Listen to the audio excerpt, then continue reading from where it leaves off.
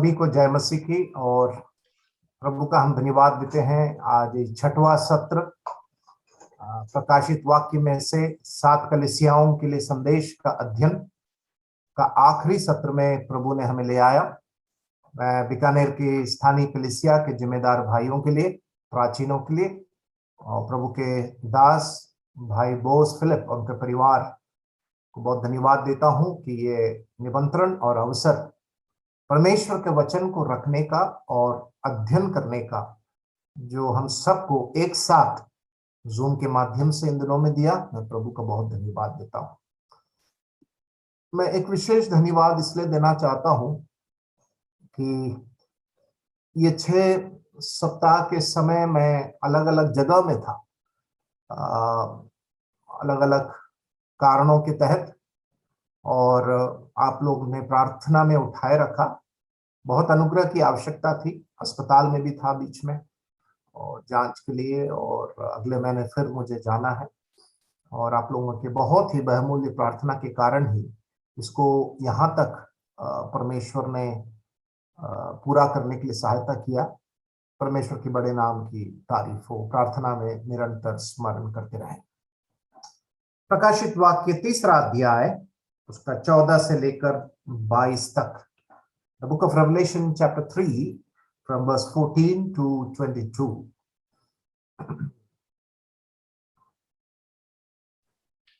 लौदीकिया की कलीसिया के दूत को यह लिख, जो आमीन और विश्वास योग्य और सच्चा गवाह है और परमेश्वर की सृष्टि का मूल कारण है, वह यह कहता है कि मैं तेरे कामों को जानता हूं कि तू ना तो ठंडा है और ना गर्म।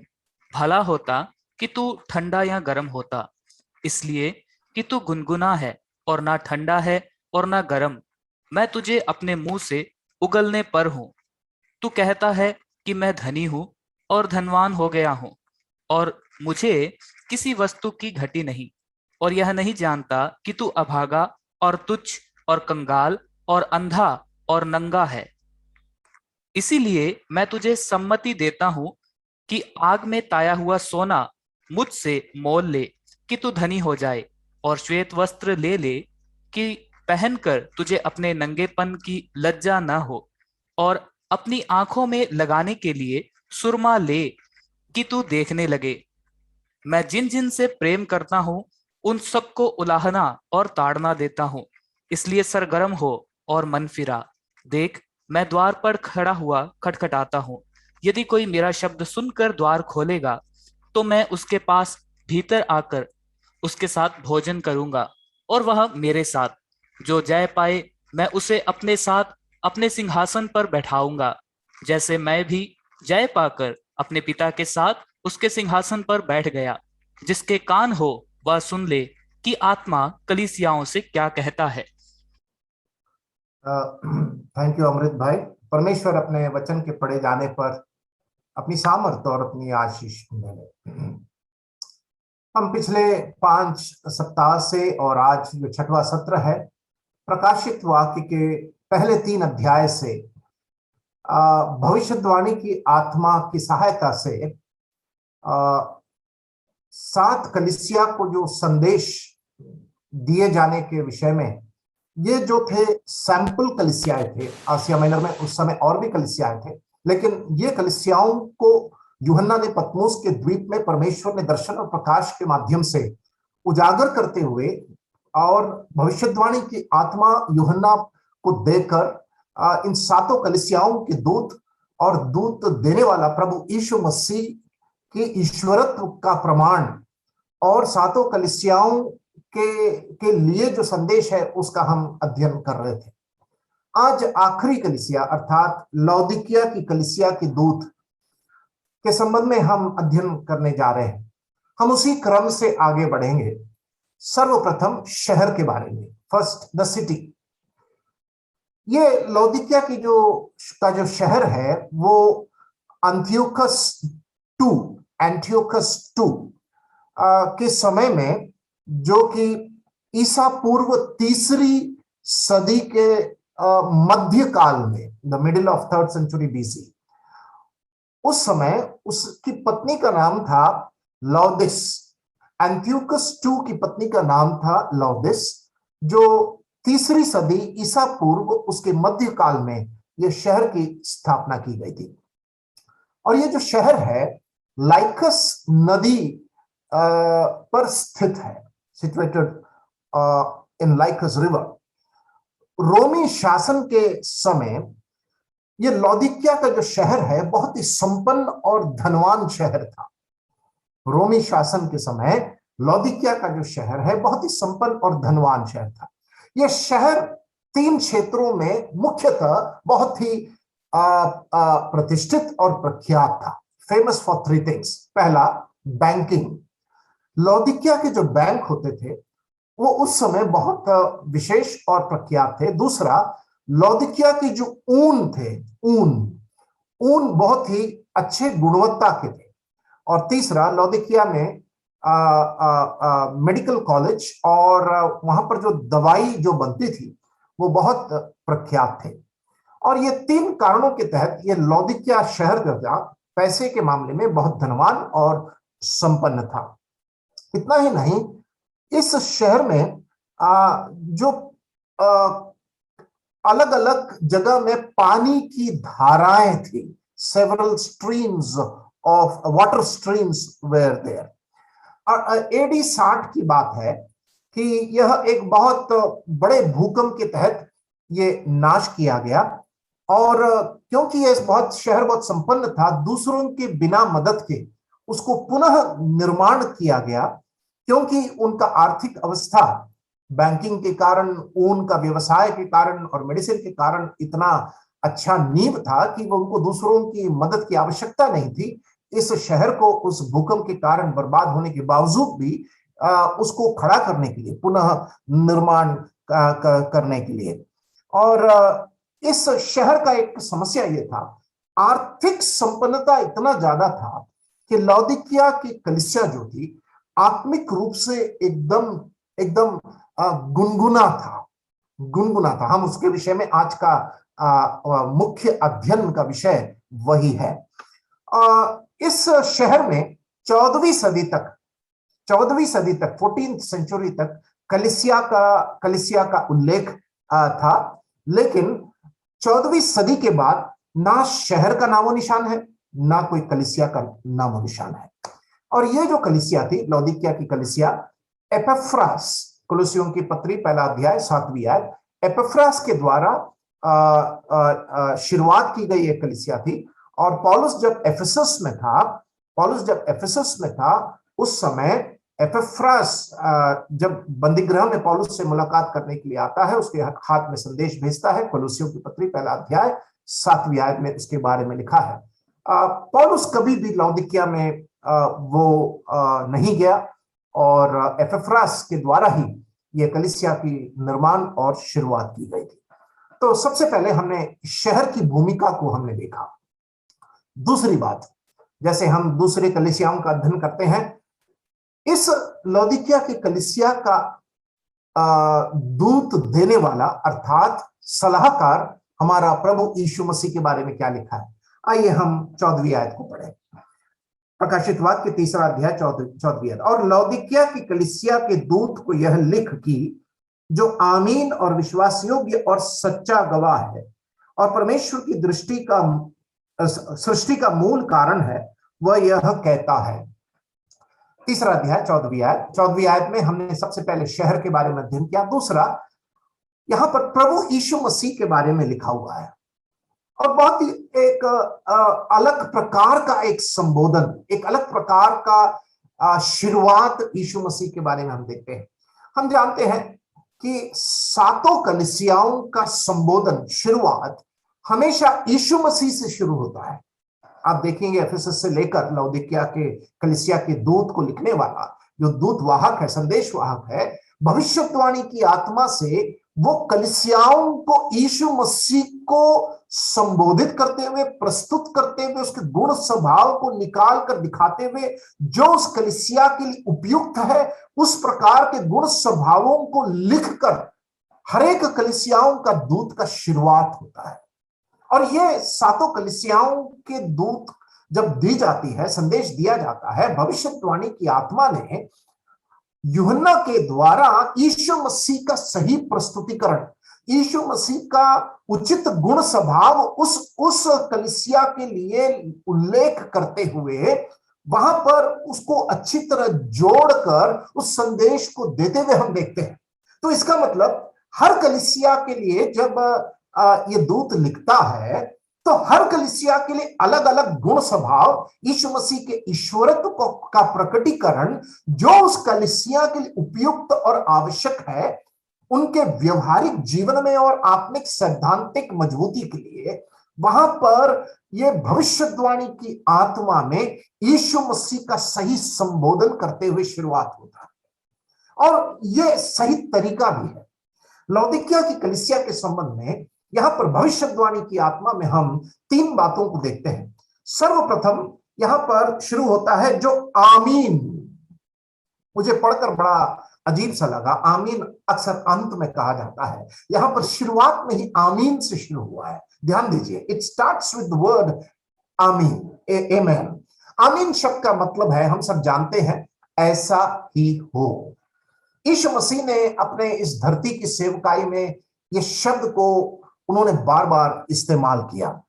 और आमीन शब्द का मतलब है जो प्रभु यीशु मसीह के वायदे की निश्चयता की पूर्तिकरण, the veracity and certainty of the promises on this earth, इस पृथ्वी पर प्रभु यीशु मसीह के दिए गए वायदे की सिद्धता, वायदे की जो परिपूर्णता और वायदे का पूरा किया जाना, हम उस बहुत ही छोटे शब्द आमीन में हम देख पाते हैं। हम 2 वचनों को हम निकालेंगे इस संदर्भ में, एक पुराने नियम से और एक नए नियम से। यशायाह का किताब, उसका 65वां अध्याय, उसकी 16वीं आयत, आयशायाह 65 एंड वर्स 16। वहां पर इजराइल के संबंध में इस शब्द को परमेश्वर के स्वभाव के साथ जोड़कर एक वायदे के रूप में दिया गया है। पढ़िए। तब सारे देश में जो कोई अपने को धन्य कहेगा वह सच्चे परमेश्वर का नाम लेकर अपने को धन्य कहेगा, और जो कोई देश में शपथ खाए वह सच्चे परमेश्वर के नाम से शपथ खाएगा, क्योंकि पिछला कष्ट दूर हो गया और वह मेरी आंखों से छिप गया है। यहाँ पर आमीन शब्द को यहाँ पर यशायाह की किताब में परमेश्वर का गुण स्वभाव, यहोवा परमेश्वर का गुण स्वभाव कि जो सच्चा परमेश्वर है उसके साथ जोड़ा गया है, क्योंकि he is a God of truth. उसकी सच्चाई स्थिर रहने वाली सच्चाई है, उसकी सच्चाई परिपूर्ण है, उसकी सच्चाई पवित्र है, और वो खुद उस सच्चाई को प्रकट करने वाला परमेश्वर है। इज़राइल ने इस परमेश्वर की सच्चाई को बार बार उन्होंने अनुभव किया है। यहां पर हम पढ़ते हैं, जो कोई अपने आप को धन्य कहेगा वो सच्चे परमेश्वर का नाम लेकर अपने आप को धन्य कहेगा। जो कोई देश में शपथ खाए वो सच्चे परमेश्वर के नाम से वह शपथ खाए। आइए हम नए नियम में दूसरा कुरिन्ती पहला अध्याय उसका 20वीं आयत, दूसरा कुरिन्ती पहला अध्याय उसकी 20वीं आयत। क्योंकि परमेश्वर की जितनी प्रतिज्ञाएं हैं वे सब उसी में हाँ के साथ है, इसलिए उसके द्वारा आमीन भी हुई कि हमारे द्वारा परमेश्वर की महिमा हो। देखिए, परमेश्वर की जितनी प्रतिज्ञाएं हैं वे सब उसी में हाँ के साथ है। क्यों?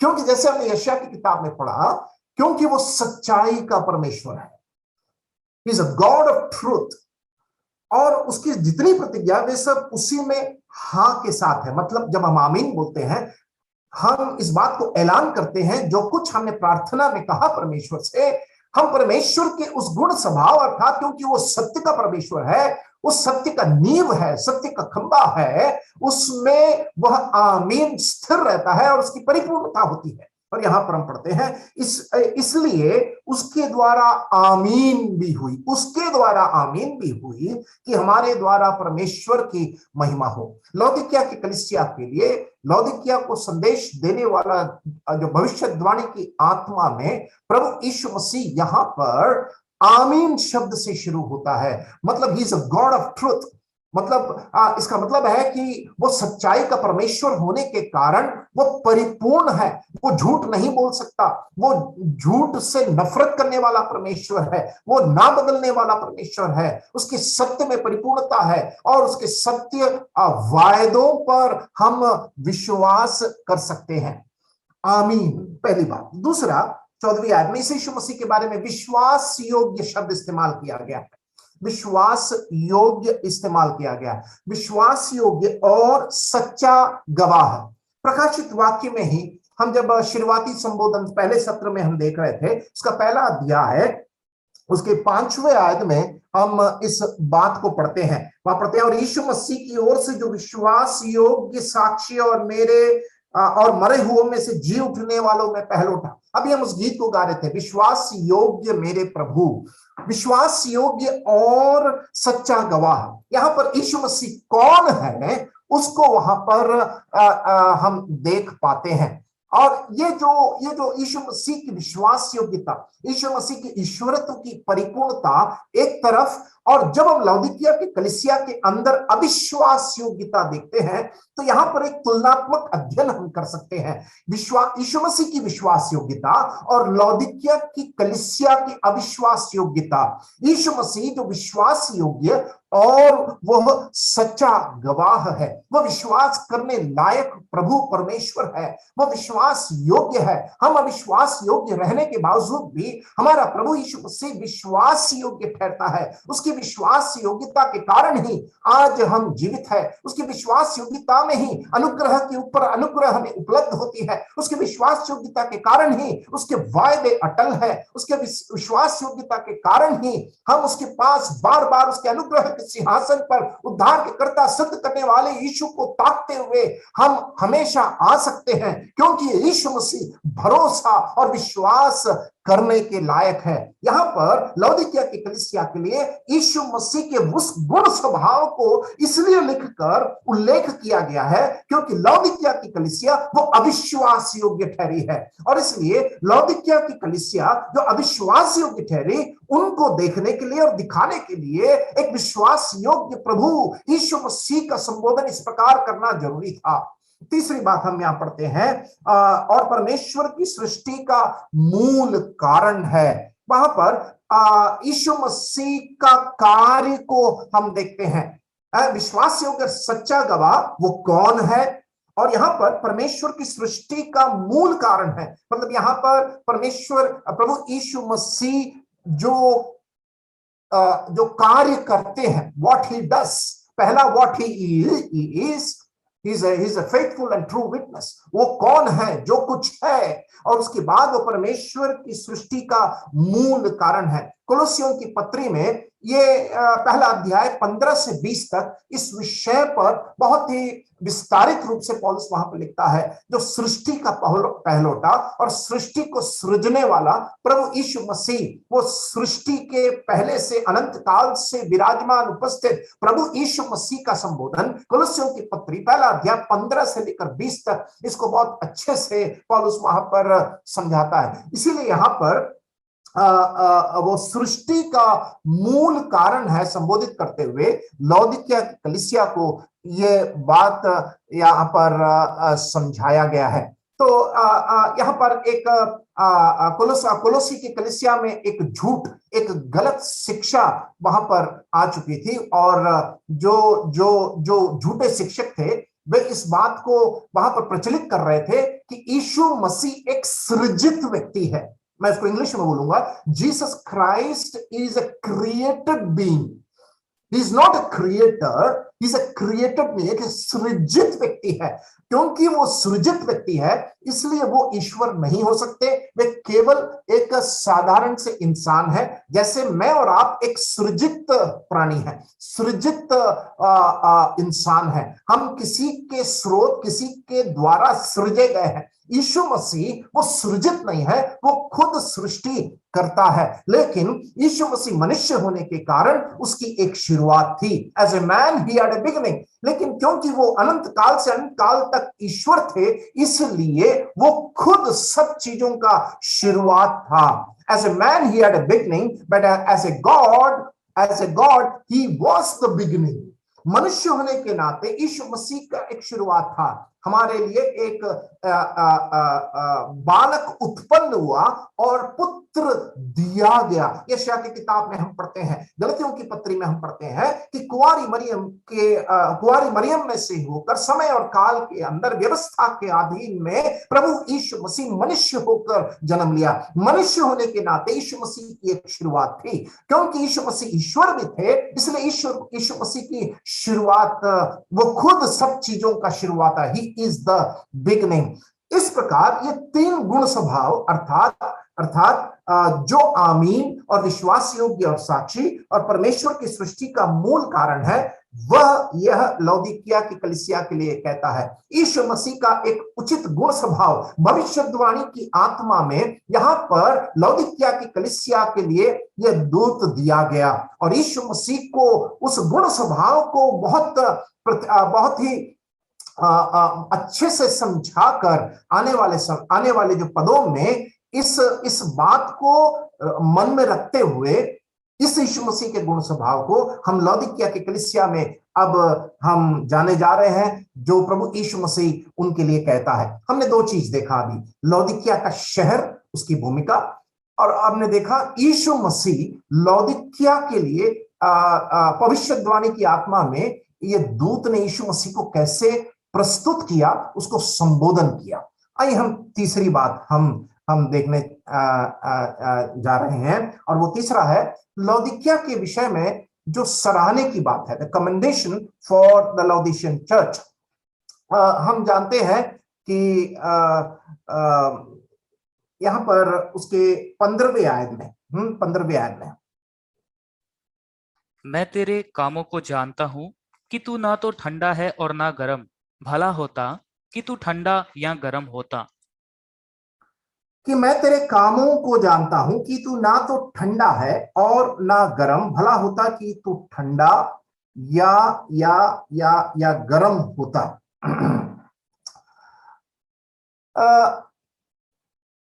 एक बहुत ही एक क्या बोलना चाहिए, एक असंतुष्टि देने वाली एक बात लिखी गई है। जब हम थुआतीरा, सरदिस, फिलाडेल्फिया और लौदीकिया, ये 7 कलीसिया को 2 विभाजन में हम कर सकते हैं, पहला 3 और आखिरी 4। ये आखिरी 4 जो कलीसिया है, थुआतीरा, सरदिस, फिलाडेल्फिया और लौदीकिया, ये 4 कलीसिया जो है वो यीशु मसीह के दोबारा आगमन के बारे में इन चारों जगह उल्लेख किया गया है। थुआतीरा के बारे में हम पढ़ते हैं कि किस प्रकार रोमन कैथोलिसिज्म और ईस्टर्न ऑर्थोडॉक्सी, किस प्रकार रोमन कैथोलिक्स और ईस्टर्न ऑर्थोडॉक्सी वहां की शुरुआत थुआतीरा के समय से हम देखते हैं। और जब सरदेश में आते हैं तो हमने देखा कि जो जर्मनी का जो संत मार्टिन लूथर रोमन कैथोलिक समुदाय में वो बलवा करने के कारण सरदिस के समय जो प्रोटेस्टेंट क्रांति जो छिड़ गई थी, और उसके साथ साथ जो रीति रिवाज भी कलीसिया में प्रवेश किया, उसको हमने सरदिस में देखा। फिलाडेल्फिया में जब हम आते हैं, हम फिलाडेल्फिया की कलीसिया 3रा अध्याय उसका 8वीं आयत में हम पढ़ते हैं, तूने मेरे वचन का पालन किया है और मेरे नाम का इनकार नहीं किया। फिलाडेल्फिया के बारे में वहां पर प्रभु यीशु मसीह इस प्रकार सराहते हैं। खुले द्वार के बारे में हमने पिछले सप्ताह देखा। फिलाडेल्फिया का कार्यकाल, कलीसिया का कार्यकाल में सुसमाचार का जो प्रचार के द्वार पूरे विश्व में किस प्रकार खुल गया, और परमेश्वर के दास लोग अलग अलग जगहों में इस यीशु मसीह के सुसमाचार को लेकर वे पहुंचने लगे। और प्रभु यीशु मसीह यहां पर फिलाडेल्फिया के कलीसिया को किसी भी प्रकार में एक प्रत्यक्ष रूप में लताड़ते हुए हम नहीं देखते हैं। अब लौदीशिया की कलीसिया में जब हम आ गए हैं, ध्यान दीजिए, यहां पर परिस्थिति बहुत ही अब यहां पर सेटल हो चुकी है। ओके, ना सताव है यहां पर, ना कोई बलवा हो रहा है यहां पर, ना कोई आध्यात्मिक सैद्धांतिक रूप से कुछ आक्रमण हो रहा है। जैसे परगमुम की कलीसिया में प्रभु यीशु मसीह ने कहा कि तेरे विरुद्ध मुझे यह कहना है कि जो बिलाम की शिक्षा मानते हैं, वहां पर उस बात को प्रभु यीशु मसीह ने परगमुम की कलीसिया के बारे में कहा। एफिसस के बारे में क्या कहा? तो उसका 2 अध्याय और उसके 6वीं आयत, निकलियों के कामों से मैं घृणा करता हूं। जब हम इन भागों को पहले 3 कलीसियाओं के बारे में हम देखते हैं, वहां पर प्रभु यीशु मसीह झूठी शिक्षा, झूठे भविष्यद्वक्ता, झूठे शिक्षक और उनके कामों को उल्लेख करते हुए मैं इन चीजों से घृणा करता हूं, प्रभु यीशु मसीह कहते हुए हम देखते हैं। लेकिन लौदीशिया की कलीसिया में ना कोई डॉक्ट्रिनल इशू है, सब कुछ अब सेटल हो गया है। धन्यवाद हो मार्टिन लूथर का, उसने प्रोटेस्ट किया, धर्मी जन विश्वास के द्वारा ही उसका उद्धार होता है। उसके बाद धीरे धीरे फिलाडेल्फिया की कलीसिया में जब हम आते हैं, सुसमाचार का प्रचार होने लगता है, कलीसियाएं शुरू होने लगती है, धीरे धीरे कलीसिया सेटल होने लगती है। अब फिलाडेल्फिया में ये सेटलमेंट या स्थायी रूप से सब कुछ जब सेटल हो गया, प्रभु जब लौदीकिया की कलीसिया में जब हम आते हैं, ना हम स्मिर्ना के समय का सताव और ना परगमुम के समय की झूठी शिक्षा की चुनौती, एफिसस की कलीसिया की झूठी शिक्षा की चुनौती, ना ही थुआतीरा का जो बलवे का जो गतिविधि है वो हो रहा है, ये कुछ भी नहीं हो रहा है। अब सब कुछ सेटल हो गया।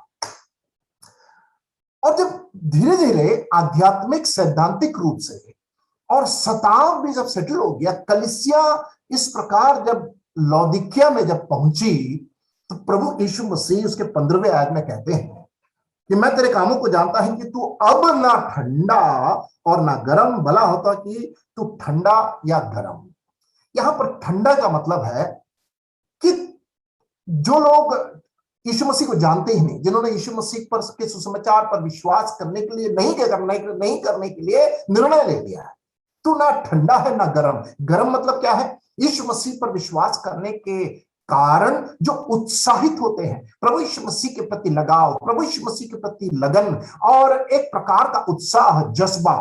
लौदीकिया की कलीसिया के बारे में प्रभु यीशु मसीह कहते हैं, तू ना ठंडा है अविश्वासियों के समान और ना तू गर्म है और सच्चे विश्वासियों के समान। मैं तुम्हारे बारे में क्या कहूं? इसका कारण यह है कि कलीसिया अब सेटल हो चुकी थी। यहां पर उनको वे संपन्न थे और उनके अंदर एक आत्मिक संतृप्ति की भावना प्रवेश हो गई। Spiritual complacency has entered in their mind. आत्मिक जीवन में जो व्यक्ति कहता है कि मैं अपने जीवन में आत्मिक जीवन से बहुत संतुष्ट हूं, इसका मतलब कुछ गड़बड़ है। कोई भी व्यक्ति है कि मैं अपने आत्मिक जीवन से बहुत संतुष्ट हूं, इसका मतलब कि हम क्या समझे? अगर कोई व्यक्ति कहता है कि मैं अपने आत्मिक जीवन से बहुत संतुष्ट हूं, मैं आज भी अपने आप को मैं दोपहर के समय में प्रभु के सामने बैठा था, तो रोमियों की पत्री 7 का 24वीं आयत पौलुस के कथन को मैं कह रहा था, प्रभु मैं कितना अभागा व्यक्ति हूं, मैं कितना पापी व्यक्ति हूं। आज की बात है, दोपहर की बात, क्योंकि मैं अपने आत्मिक जीवन से अब उस असंतुष्टि को आज मैं महसूस किया। मैंने कहा, प्रभु मैं अभी भी कितना तेरे उस पवित्रता से और तेरे उस दर्शन और अनेकों प्रकार के आध्यात्मिक सैद्धांतिक ज्ञान से अभी भी कितना दूर हूं। पौलुस कहता है कि मैं कैसा अभागा हूं। क्यों? उस प्रकार की एक असंतुष्टि की भावना में जब हम आते हैं तो हम इस बात को महसूस करते हैं कि हम कितने कितने कितने दूर हैं प्रभु के उस स्वरूप और उसके समान के स्वभाव में। हम अभी भी शुद्धता तक नहीं पहुंचे हैं। लौदीकिया की कलीसिया में हम ये देखते हैं कि वह ना ठंडे ना गर्म है। अब हम आगे जाते हैं। अब यहां पर प्रभु यीशु मसीह उसके चौथे पॉइंट में हम जब जाते हैं, प्रभु यीशु मसीह इनको लताड़ते हैं, इनको दोषी ठहराते हैं। The condemnation we are going to, हम उस पर हम थोड़ा सा ज्यादा समय हम देखेंगे। यहां पर हम पढ़ते हैं उसका 16वीं आयत, सो इसलिए कि तू गुनगुना है और ना ठंडा है और ना गर्म, मैं तुझे अपने मुंह से उगलने पर हूं। 15वें आयत में कहा कि ना तो ठंडा है ना गर्म।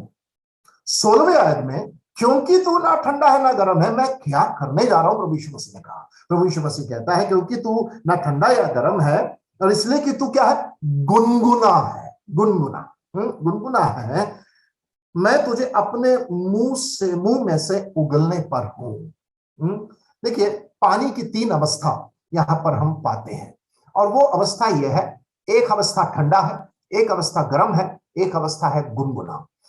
लौदीकिया की कलीसिया ना ही ठंडा थी ना ही गर्म थे, वे क्योंकि गुनगुना थे, इसलिए यीशु मसीह कहते हैं मैं तुझे थूकने जा रहा हूं। देखिए, हमें इसके इतिहास में जाना जरूरी है। इसका कारण क्या है? इसका कारण क्या है कि इस अवस्था में ये कलीसिया पहुंच गई? आइए हम कुलुस्सियों की पत्री, इसका चौथा अध्याय, हम सबसे पहले कुलुस्सियों की पत्री पहला अध्याय उसकी 7वीं आयत पढ़ेंगे। कुलुस्सियों की पत्री पहला अध्याय 7वीं आयत।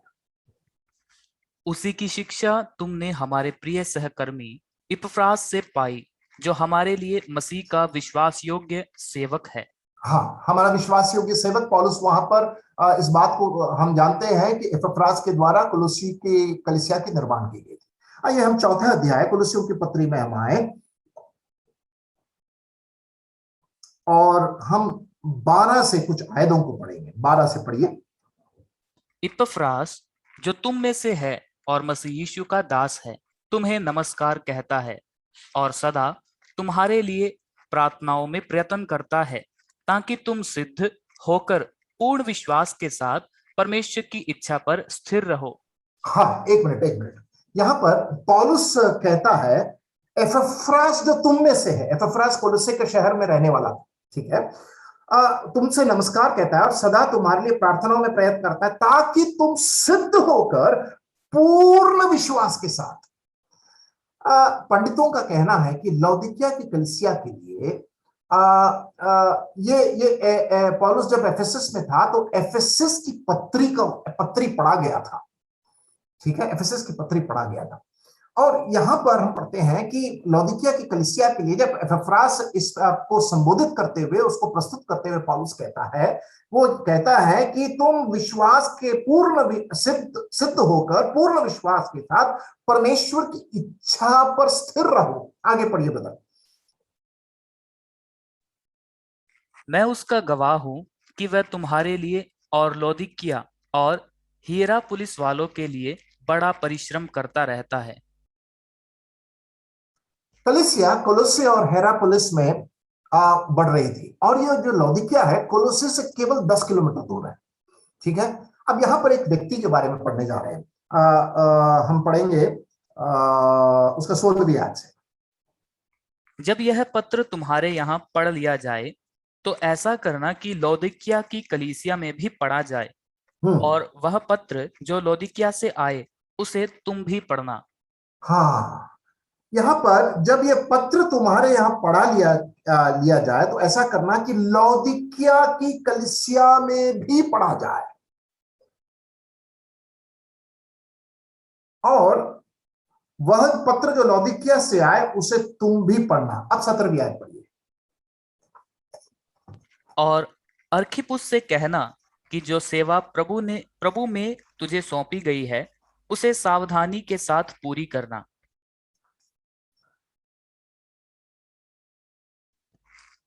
18। नहीं, पंडितों का कहना है कि वो एफेसस की कलीसिया के लिखा हुआ पत्र, उसके पढ़े जाने के बारे में यहां पर जिक्र किया गया है। अब यहां पर एक व्यक्ति का नाम है 17। फिर अर्खिपुस से कहना कि जो सेवा प्रभु में तुझे सौंपी गई है उसे सावधानी के साथ पूरा करना। अर्खिपुस अर्खिपुस जो था, अर्खिपुस जो था वो लौदीकिया की कलीसिया का एक सेवक माना जाता है, ठीक है, एक सेवक माना जाता है। यीशु मसीह के पुनरुत्थान के पश्चात 34 साल अब हो चुके हैं, 34 साल अब हो चुके हैं, और कलीसिया कुलुस्से में है और हेरापुलिस में फैल चुकी है। अब यहां पर इस प्रकार हम पौलुस अर्खिपुस से इस प्रकार कहता है, अर्खिपुस से यह कहना कि जो सेवा प्रभु ने तुझे सौंपी गई उसे सावधानी के साथ पूरी करना। हो सकता है कि अर्खिपुस ने अपनी सेवा को निष्ठा के साथ उसको पूरा नहीं किया, जिसके कारण लौदीकिया में ये गुनगुना की अवस्था आने का कारण था। देखिए, कलीसिया कलीसिया का उत्थान या कलीसिया की जो जो जो बढ़ोतरी है वो नीचे से ऊपर नहीं होता है। It is not from down to upward, downward to upward. कलीसिया का जो ग्रोथ है, कलीसिया का जो उत्थान होता है, कलीसिया की जो परिपक्वता है, वो ऊपर से नीचे होता है। मतलब कलीसिया में नेतृत्व और अगुवे, उनका दर्शन, उनकी आत्मिकता, उनका समर्पण पर निर्भर करता है एक स्थानीय कलीसिया की उन्नति और स्थानीय कलीसिया की बढ़ोतरी। और इसलिए पौलुस ने अर्खिप्पुस का नाम लेकर इस बात को वो जोर देकर कहता है कि जो सेवा प्रभु में तुझे सौंपी गई उसे सावधानी के साथ पूरी करना। यीशु मसीह के पुनरुत्थान के बाद 34 साल हो चुके हैं और तब लौदीशिया की कलीसिया में यह हालत हो गई कि वे ना ठंडे थे और ना गर्म थे, और इसलिए वो गुनगुना के अवस्था में थे। और इसलिए हम लोग जो नेतृत्व में हैं, लीडर्स, बी वेरी केयरफुल। नेतृत्व के लोगों को बहुत आसान है हमेशा झुंड की ओर उंगली उठाना। प्रचार करते समय हमेशा हमेशा इस बात को ध्यान दें कि इस आम विश्वासी लोग हमेशा गलत नहीं है। हम लोग जो नेतृत्व में हैं, हम भी कभी कभी गलत ठहरते हैं, ठहराए जाते हैं। हमें भी अपनी गलती को अंगीकार करना, स्वीकार करना जरूरी है। It is not always the congregation is wrong. The leadership also sometimes is wrong. Malachi का किताब जब पढ़ते हैं, उसका पहला अध्याय में मलाकी भविष्यद्वक्ता वहां पर इजराइल के याजकों को जिस प्रकार लताड़ता है पढ़ने लायक। क्योंकि याजकों ने अपनी मनमानी की। बंधुआई के वापसी के बाद मलाकी का किताब उसके पहले अध्याय में मलाकी भविष्यद्वक्ता कहता है, तुमने अपनी मनमानी से परमेश्वर के सामने बलिदान के लिए लूले, लंगड़े और अयोग्य भेंट बलि पशु को लाकर रीति रिवाज को पूरा करने के लिए तुम लोग याजक होने के बावजूद भी ऐसे क्या बोलना चाहिए, बिना सावधानी के, व्यवस्था के को मन में ना रखते हुए तुमने बलिदान चढ़ाया। कौन? लीडर्स है। और वहां पर मलाकी भविष्यद्वक्ता जो है उनको लताड़ता है। यहां पर अर्खिप्पुस और अन्य लोग भी हो सकते हैं, उनके निष्ठा और समर्पण की कमी के कारण ये गुनगुना की अवस्था हम यहां पर हम पाते हैं। लौदीकिया की कलीसिया में आत्मिकता और आत्मिक होने का दावा करने वाले बहुत सारे लोग थे। People who professed spirituality. लौदीकिया की कलीसिया गुनगुना होने का कारण क्या था? हम 3 कारण को देखेंगे। ऐसी अवस्था आने का कारण क्या था? पहला कारण, नेतृत्व के जो लोग थे सिद्धांत के प्रति गंभीर नहीं थे। Leadership was not serious in doctrine and discipline. नेतृत्व में जो लोग थे वे सिद्धांत और कलीसिया के अनुशासन के प्रति वे गंभीर नहीं थे। जहां पर नेतृत्व, सिद्धांत, डॉक्ट्रिन और कलीसिया का परिपालन, अनुशासन में ढिलाई कर दिया, मान लीजिए कलीसिया पतन की ओर बढ़ रहा है। हम एफिसियों की पत्री में चलते हैं, वहां पर पौलुस कलीसिया के परिपालन के संबंध में कुछ बहुत अच्छी शिक्षाओं को पौलुस वहां पर देता है। एफिसियों की पत्री इसका 4था अध्याय, हम 11वें आयत से जब हम पढ़ते हैं, आत्मिक वरदानों के बारे में पढ़ते हैं। प्रभु यीशु मसीह ने आत्मिक वरदान देकर कलीसिया में विश्वासियों को रखा है। 11वीं आयत ब्रदर पढ़िए, 4 का 11। उसने कुछ को प्रेरित नियुक्त करके और कुछ को भविष्यद्वक्ता नियुक्त करके और कुछ को सुसमाचार सुनाने वाले नियुक्त करके और कुछ को रखवाले और उपदेशक नियुक्त करके दे दिया। हाँ, कलीसिया के अंदर इन लोगों को, ऐसे आत्मिक वरदान प्राप्त किए हुए लोगों को क्यों दिया गया है? 13वीं आयत पढ़िए। जबकि हम सब के सब विश्वास और परमेश्वर की पुत्र की पहचान में जब तक कि हम सब के सब विश्वास और परमेश्वर की पुत्र की पहचान में एक ना हो जाएं और एक सिद्ध मनुष्य ना बन जाएं और मसीह के पूरे डील डोल तक ना बढ़ जाएं। कलीसिया के अंदर आत्मिक वरदान प्राप्त किए हुए लोगों को आइडेंटिफाई करना, मतलब भाइयों को और बहनों को भी आत्मिक वरदान है, स्पिरिचुअल गिफ्ट। वो बहुत बड़ा एक अध्ययन है, उसमें मैं नहीं जाना चाहता हूं। कलीसिया में परमेश्वर की कलीसिया जो उसकी शरीर है, church, is the body of Christ, जिसका सर प्रभु यीशु मसीह है, उसमें आत्मिक वरदानों को देखकर कलीसिया के अंदर नेतृत्व में और नेतृत्व के बाहर आत्मिक वरदान प्राप्त किए हुए विश्वासी लोग हैं, उनका आत्मिक वरदानों का उपयोग किया जाना बहुत जरूरी है। The use of spiritual gift, ताकि सबके सब विश्वास और परमेश्वर के पुत्र की पहचान में एक ना हो जाए और एक सिद्ध मनुष्य ना बन जाए, परमेश्वर और मसीह के पूरे दिल डौल तक ना बढ़ जाए। नेतृत्व को गंभीर होना बहुत जरूरी है। कलीसिया के अंदर सैद्धांतिक शिक्षाओं का निरंतर अध्ययन होना जरूरी है।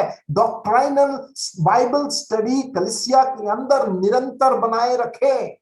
जिस कलीसिया में सिद्धांत नहीं सिखाए जाते हैं, वो कलीसिया को आत्मिक भोजन नहीं मिल रहा है। जिस कलीसिया में डॉक्ट्रिन अच्छे से नहीं सिखाया जाता है, उस कलीसिया का लोगों का व्यवहारिक जीवन कमजोर है। जिस कलीसिया में डॉक्ट्रिन नहीं सिखाया जाता है, उस कलीसिया के विश्वासियों का विश्वास कमजोर होगा। जिस कलीसिया में सिद्धांत नहीं सिखाया जाता है, वो कलीसिया के विश्वासी लोग झूठी शिक्षा में फंसने का ज्यादा अवसर उन्हें प्राप्त होता है। जिस कलीसिया में डॉक्ट्रिन नहीं सिखाया जाता है, उस कलीसिया में विश्वासियों का जो सैद्धांतिक नींव है वो कमजोर होगा। जिस कलीसिया में सैद्धांतिक शिक्षा नहीं दी जाती है, उस कलीसिया में यीशु मसीह की सही समझ प्राप्त नहीं होगी। जिस कलीसिया में सैद्धांतिक शिक्षा नहीं दी जाएगी, पाप की समझ सही नहीं होगी, परमेश्वर की समझ सही नहीं होगी, कलीसिया की समझ सही नहीं होगी, पवित्र आत्मा की समझ भी सही नहीं होगी, भविष्य की बातों की भी सही समझ नहीं होगी। ये सारे सैद्धांतिक विषय पर अगर समझ सही नहीं है, इसका मतलब हमारा आत्मिक जो नींव है वो लड़खड़ा रहा है।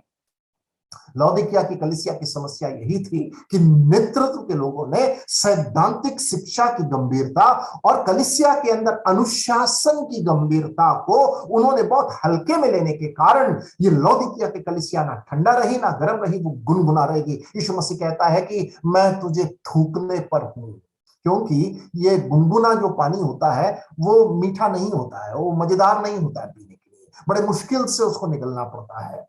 ठंडा पानी अच्छा लगता है, या तो गर्म रहो या ठंडा हो, उसकी भूमिका हम देखेंगे। पहली बात, ये गुनगुना होने की अवस्था का कारण आत्मिक नेतृत्व में ढिलाई, सैद्धांतिक शिक्षा को देने में ढिलाई और अनुशासन, कलीसिया के अंदर अनुशासन में ढिलाई। आज भी ये हो सकता है। इसलिए मेरी पहली पीढ़ी में के विश्वासियों, भाइयों बहनों, आप लोगों को ये बुनियादी सैद्धांतिक शिक्षा को सीखना, समझना और उसमें अच्छी पकड़ रखना बहुत जरूरी है, ताकि इस सैद्धांतिक शिक्षा की अच्छी पकड़ होगी, हाँ, तो हमारा विश्वास उतना मजबूत होगा। हमारा विश्वास जितना मजबूत होगा, उतना हमारा प्रैक्टिकल क्रिश्चियन लाइफ, व्यवहारिक मसीह जीवन उतना वो फलदायक होगा। व्यवहारिक जीवन जितना फलदायक होगा, उतना हमारे मसीह जीवन में परिपक्वता जल्दी आएगी। जितना जल्दी परिपक्वता आएगी, उतना हम बुद्धिमता के साथ मसीही जीवन बिता पाएंगे। जितना हम मसीह जीवन बुद्धिमता से बिता पाएंगे, उतना अच्छा हम सेवा कर पाएंगे। नींव क्या है? डॉक्ट्रिन, सिद्धांत। आजकल की समस्या क्या है मालूम है? जो कलीसियाओं में अगर चाहे कान हमारे जो सुनना अच्छा लगता है वही प्रचार होता है। They like to listen what they like. जो उनको सुनने में पसंद है वही वो सुनना पसंद करते हैं। मेरा समय बहुत जल्दी आगे बढ़ रहा है। दूसरा कारण ये गुनगुना क्यों था? उनके अंदर आत्मिक संतृप्ति आ गई थी, स्पिरिचुअल कंटेनमेंट आ गया था। उसका तीसरा अध्याय, प्रकाशित वाक्य तीसरा अध्याय, उसकी 17वीं आयत देखिए। लौदीकिया के कलीसिया में झूठी शिक्षा की समस्या नहीं थी, सताव की समस्या नहीं थी। और उनको सैद्धांतिक शिक्षा की समझ हो चुकी थी, लेकिन उसको उन्होंने हल्के में लिया और इसीलिए उनके अंदर एक निष्ठावान क्या बोलना चाहिए, अगापे त्याग, अगापे प्रेम प्रभु के प्रति नहीं था। त्यागपूर्ण प्रेम उनको प्रभु के प्रति नहीं था। दूसरा कारण यह था। तीसरा कारण क्या था? ये एक गुनगुना कलीसिया थी क्योंकि इनका आत्मिक होने का ऐलान था, लेकिन आत्मिकता का सामर्थ्य नहीं था। वे आत्मिक है कर ऐलान करने वाले लोग थे। जैसे प्रभु यीशु मसीह के समय जो फरीसी और सदूकी और शास्त्री लोग थे और पंथ के लोग थे, वे आत्मिकता को दिखावा करते थे, आत्मिकता का पाखंड थे वो, लेकिन अंदर अंदर वे आत्मिक नहीं थे, सच्चे प्रकार के यहूदी नहीं थे। और वे आत्मिकता को केवल दिखाते थे रीति रिवाजों के द्वारा, यहूदी संस्कृति और संस्कार के द्वारा। और ये लोग भी आत्मिकता होने का दावा करते थे, लेकिन आत्मिक सामर्थ्य नहीं था। भक्ति का भेष तो धरते थे, लेकिन सच्ची भक्ति नहीं थी। और उस भक्ति ना होने के कारण उनको शक्ति नहीं थी, शक्ति ना होने के कारण उनको मुक्ति की सही समझ नहीं थी। ये तीन कारण के कारण ये एक गुनगुना कलीसिया थी। और इसलिए ये गुनगुना होने के पीछे, इसके पीछे एक ऐतिहासिक कारण है। हेरापोलिस जो शहर है, ये हेरापोलिस में वहां पर बहुत गर्म सोता था, गर्म सोता, हॉट स्प्रिंग्स, ठीक है, गर्म सोता। और वो गर्म सोते का जो पानी होता है उसमें आप नहा सकते थे, उतना गर्म नहीं होता था। ये कोलोसे का जो शहर था, कोलोसे का शहर ठंडे पानी के लिए बहुत प्रख्यात था, ठीक है। और ये लौदीकिया का जो शहर है, कैसा था मालूम है? ये शहर जो था वो गंदा पानी अर्थात गुनगुना पानी के लिए वो मशहूर था। इसलिए लौदीकिया का पानी को जाने के लिए जमीन के नीचे डक्ट बनाया जाता था, ताकि ये गुनगुना पानी उस जमीन के नीचे से चला जाए। देखिए, हेरापोलिस में गर्म पानी क्या गर्म सोता होता था, कोलोसे में ठंडा पानी था, लेकिन लौदीकिया में गुनगुनाट है, डर्टी टेपिड वाटर बोलते हैं स्कॉलर्स लोग, जो अंडरग्राउंड डक्ट के द्वारा उसको भेजा जाता था। प्रभु यीशु मसीह कहते हैं, क्योंकि तू ना ठंडा है ना गर्म है, तो गुनगुना है, मैं अपने मुंह से तुझे, क्या कहता है वो, अपने मुंह में से उगलने पर हूं, मैं उगलने पर हूं। मतलब इस गुनगुने पानी को अपने मुंह में नहीं रख सकता। एक ऐसा झुंड जो धोखे में आ चुके थे, ढोंगी थे, और ऐसे लोगों से प्रभु यीशु मसीह कहता है कि मैं थूकने पर हूं।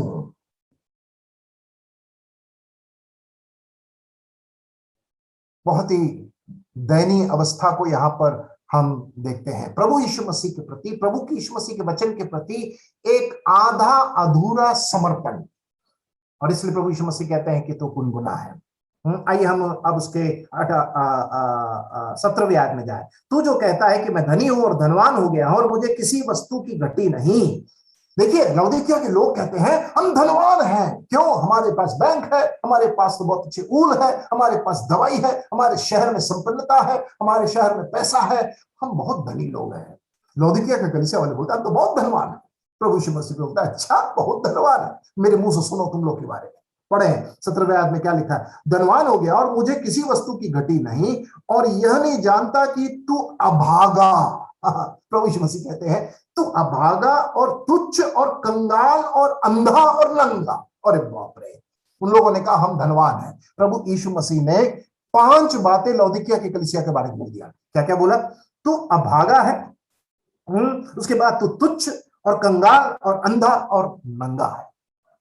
उनका आत्मिक खोखलेपन को प्रभु यीशु मसीह ने वहां पर एक्सपोज कर दिया। ही एक्सपोज देयर स्पिरिचुअल बैंकरप्सी।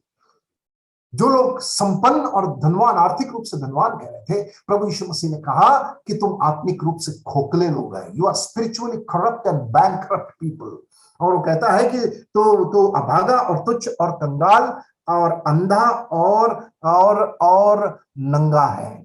और इसलिए हम 18वें आयत में आते हैं, इसीलिए मैं तुझे सम्मति देता हूं, इसलिए मैं तुझे सम्मति देता हूं कि आग में ताया हुआ सोना मुझसे मोल ले कि धनी हो जाए, और श्वेत वस्त्र ले ले कि पहनकर तुझे अपने नंगेपन की लज्जा ना हो, और अपनी आंखों में लगाने के लिए सुरमा ले कि तू देखने लगे। यहां पर यीशु मसीह उनको लताड़ रहे हैं। He's condemning the Laodicean church। उन्होंने कहा हम धनवान हैं। मैं एक बात कहना चाहता हूं, विश्वासी लोग प्रभु यीशु मसीह पर विश्वास करने के बाद पहली पीढ़ी, दूसरी पीढ़ी, तीसरी पीढ़ी, चौथी पीढ़ी जब आ जाता है, अब ध्यान दीजिएगा, किसी भी राज्य को उठा ले, किसी भी शहर को उठा ले, भारत को ही देख लिए, पहली पीढ़ी, आप जैसे लोग पहली पीढ़ी जो यीशु मसीह में विश्वास करने के कारण कितने सताव, कितने बदनामी, कितना त्याग आपको विश्वास के लिए करना पड़ता है, लेकिन आपके बच्चे उतना त्याग वे नहीं सहते हैं। उनके बच्चे और थोड़ा आराम से जीते हैं, उनके बच्चे एकदम संतुष्ट। भैया अब तो कुछ समस्या नहीं है। हमारे दादा परदादा विश्वास के कारण बहुत सताव सहे। आज केरल वाले यही कहते हैं, इतिहास बहुत याद है उनको, इतिहास दूसरों को सुनाते हैं, हमारे पूर्वज विश्वास के कारण घर से बाहर निकाले गए, सताव को सहा, उनको नौकरी से निकाले गए। कौन? पहली पीढ़ी, उनको जब था। लेकिन जब तीसरी चौथी पीढ़ी आ गई, परमेश्वर ने उनके विश्वास के कारण उनको बहुत आर्थिक संपन्नता और आशीष दी, बच्चों के बच्चों को संपन्न। लेकिन पहली पीढ़ी विश्वास के कारण वे बहुत सताव को सहे, वे बहुत दरिद्र थे सांसारिक दृष्टिकोण से। लेकिन जब पीढ़ी जैसे जाते गए ये संतुष्टि उनके अंदर आ गया। परमेश्वर की आशीष के कारण उनका मन फूल गया। Spiritual pride. लौदीकिया की कलीसिया में भी यही समस्या थी। स्मिरना का सताव भी नहीं था इनके पास, और एफेसस के समय जो झूठी शिक्षा की समस्या भी नहीं थी, ये डॉक्ट्रिनल इश्यू भी नहीं है, सब कुछ सेटल हो गया। इसके कारण वे क्या कह रहे हैं? हम तो बहुत धनवान हैं। प्रभु यीशु मसीह ने कहा, अच्छा भी बताता हूं तुम्हारे खोखलेपन को, कि तुम लोग ये हो, अभागा हो, तुम लोग अंधे हो, तुम लोग नंगे हो, और क्या कहता है, तुम लोग तुच्छ हो, तुम लोग कंगाल हो। इसलिए प्रभु यीशु मसीह क्या कहता है 18वें आयत में, इसलिए मैं तुझे सम्मति देता हूं, आग में ताया हुआ सोना, सोना शुद्धता को दिखाता है, और उस प्रकार का उनका विश्वास की शुद्धता की कमी के कारण यीशु मसीह कहता है, मैं कह रहा हूं, आग में सोया हुआ ताना सोना मुझसे मोल ले, खरीद ले, एक कीमत देकर खरीद ले। उसके बाद पहली बात। दूसरा, कि धनी हो जाए, और श्वेत वस्त्र किसको दिखाता है? ये जो ऊन था, इनके शहर में जो ऊन और कपड़े बनते थे वो काले रंग का था। यहां पर श्वेत वस्त्र की बात की जा रही है। उनका काला वस्त्र का धंधा जो उनको धनवान बना दिया, यीशु मसीह पर विश्वास करने के कारण उस धार्मिकता का श्वेत वस्त्र प्रभु यीशु मसीह के कारण जो उपलब्ध होता है, उसको तुम पहन लो। काले कपड़ा, काला ऊन का धंधा कर धनवान हो गए, जो यहीं धरा रह जाएगा। यीशु मसीह कहते हैं श्वेत वस्त्र वो प्रभु यीशु मसीह के द्वारा, विश्वास के द्वारा उपलब्ध वो धार्मिकता को दिखाता है, the righteousness through Jesus Christ. तीसरा, और हम क्या पढ़ते हैं, श्वेत वस्त्र ले ले कि पहनकर तुझे अपने नंगेपन की लज्जा न, और अपनी आंखों में लगाने के लिए सुरमा ले ले, आंखों में लगाने के लिए सुरमा ले ले। ये जो लौदीकिया का जो शहर था, ये आंखों का इलाज के लिए फेमस था। मैंने कहा ना, मेडिसिन। और इस आंखों की बीमारी के लिए एक पाउडर लौदीकिया के शहर में अस्पताल में मिलता था, जिसका नाम था फायरिगियन पाउडर। वो पाउडर को आंखों में लगाने से लोगों की अंधापन और आंख की बीमारी चली जाती है। इसलिए यीशु मसीह ने कहा, पहला, कि तुम लोग बहुत धनवान हो, तुम लोग कहते हैं कि कोई जरूरत नहीं है, तो पहले एक काम करो, मुझसे सोना मोल लो, असली धन जो विश्वास है, और विश्वास की पवित्रता। दूसरा उसने क्या कहा, तुम लोग काला वस्त्र का धंधा कर रहे हो, उसका उत्पादन कर रहे हो, श्वेत वस्त्र जो यीशु मसीह की धार्मिकता, सफेद वस्त्र। और तीसरा उसने क्या कहा, तुम लोग के शहर में लौदीकिया में बहुत ये आंखों में लगाने वाला फायरिगियन जो पाउडर है, उससे कोई फायदा नहीं है।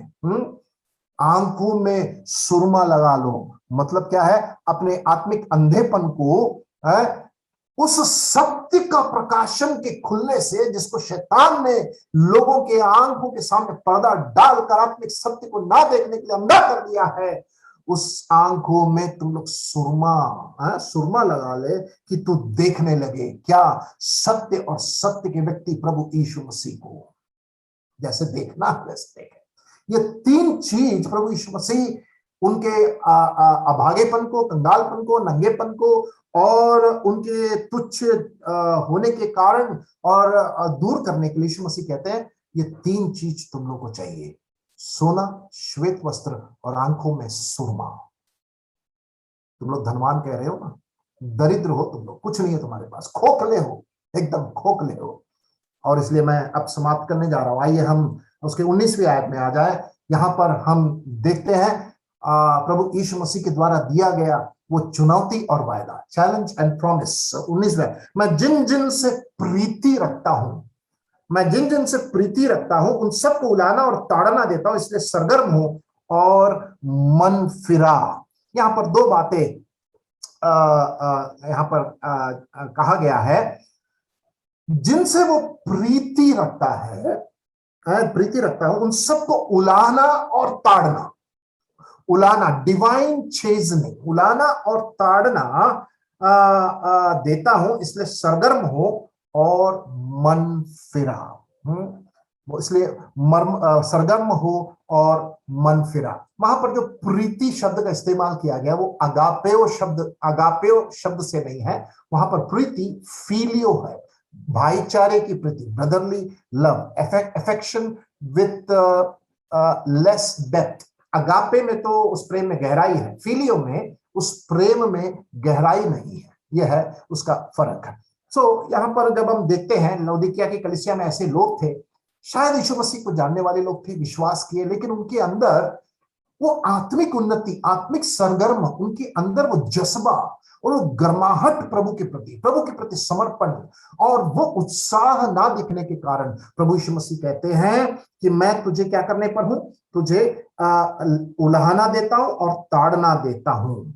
उसके बाद हम 20 से 22 में यीशु मसीह के द्वारा जो नेवता हम पढ़ते हैं, 20 से 22, देख मैं द्वार पर खड़ा हुआ खटखटाता हूं, यदि कोई मेरा शब्द सुनकर द्वार खोलेगा तो मैं उसके पास भीतर आकर उसके साथ भोजन करूंगा और वह मेरे साथ। जो जय पाए मैं उसे अपने साथ अपने सिंहासन पर बैठाऊंगा, जैसा मैं भी जय पाकर अपने पिता के साथ उसके सिंहासन पर बैठ। यहाँ पर यीशु मसीह एक नेवता दे रहे हैं, कलीसिया के बाहर वो खटखटा रहे हैं, दबाव नहीं दे रहे हैं। यीशु मसीह कभी भी किसी के ऊपर कोई भी चीज थोपना नहीं चाहते हैं, वो खटखटा रहे हैं। और कलीसिया के बाहर और जो लोग हैं वो इस द्वार को खोलकर यीशु मसीह को अगर निमंत्रण अंदर आने के लिए निमंत्रण देंगे तो यीशु मसीह कहते हैं, वहां पर लिखा है उसके 20वें आयत में, यदि कोई मेरा शब्द सुनकर द्वार खोले मैं उसके पास भीतर आकर उसके साथ मैं भोजन करूंगा। उसी मेज में यीशु मसीह के साथ वो आत्मिक मन्ना वो खा पाएगा और आने वाले भविष्य में उस अनंतता का वो जो वायदा है, हम यीशु मसीह के साथ किस प्रकार हम राज करेंगे, उसके साथ रहेंगे, उसकी एक छाया यहाँ पर यीशु मसीह देते हुए उनको ये आह्वान करता है। पहली बात। दूसरा, प्रभु यीशु मसीह वहां पर एक वायदा देते हैं, जो जय पाए मैं उसे अपने साथ अपने सिंहासन पर बैठाऊंगा। पहला, मेरे साथ वो भोजन करेगा। दूसरा मेरे साथ वो राज करेगा। और जो जय पाए उसे अपने साथ अपने सिंहासन पर बैठाऊंगा, जैसा मैं भी जय पाकर अपने पिता के साथ उसके सिंहासन पर बैठ गया। हम ये दोनों वायदे को हम देखते हैं। आज कलीसिया के बाहर ये यीशु मसीह खटखटा रहा है। कौन इस द्वार को खोलकर उस यीशु मसीह के उस निमंत्रण को स्वीकार कर उसके साथ उस आत्मिक मन्ना को खाकर ना ठंडा ना गर्म ना गुनगुना, लेकिन उस गर्माहट, आत्मिक गर्माहट के विषय में प्रभु यीशु मसीह जो बात कर रहे थे उसकी बात करते हुए इस सातों कलीसियाओं के दूत के संदेश को और अध्ययन को हम यहाँ पर समाप्त करते हैं। 2 मिनट लेना चाहता हूं यहाँ पर एक कंक्लूशन, निष्कर्ष इस सातों कलीसिया के बारे में कहकर मैं समाप्त करना चाहता हूं, केवल एक लाइन। पहला, हमने एफेसस की कलीसिया के बारे में हमने देखा। एफेसस की कलीसिया का खतरा क्या था? उसका 2 अध्याय 4 आयत में प्रभु यीशु मसीह के प्रति पहला प्रेम खोने का खतरा, the danger of losing the first love. यह था एफेसस की कलीसिया के लिए खतरा, मसीह के प्रति पहला प्रेम खोने का खतरा। दूसरी कलीसिया कौन सी थी? स्मिर्ना की कलीसिया थी। स्मिर्ना की कलीसिया 2 अध्याय 10वीं आयत, सताव को सहने और सामना करने का खतरा।